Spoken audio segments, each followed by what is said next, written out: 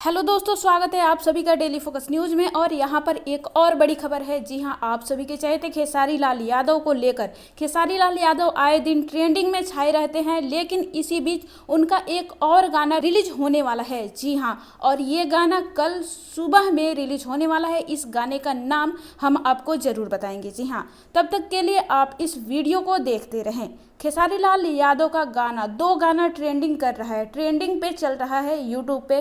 और इसी बीच खेसारी लाल यादव का एक और गाना रिलीज होने वाला है। जी हाँ, और इस गाने को लिखे हैं आप सभी के चहेते जिनका निधन हो गया कोरोना की वजह से पिछले महीने, श्याम देहाती ने इस गाने को लिखा है और इसमें अपनी सुंदर आवाज़ दिए हैं खेसारी लाल यादव। जी हाँ, इसमें संगीत है आर्या शर्मा का।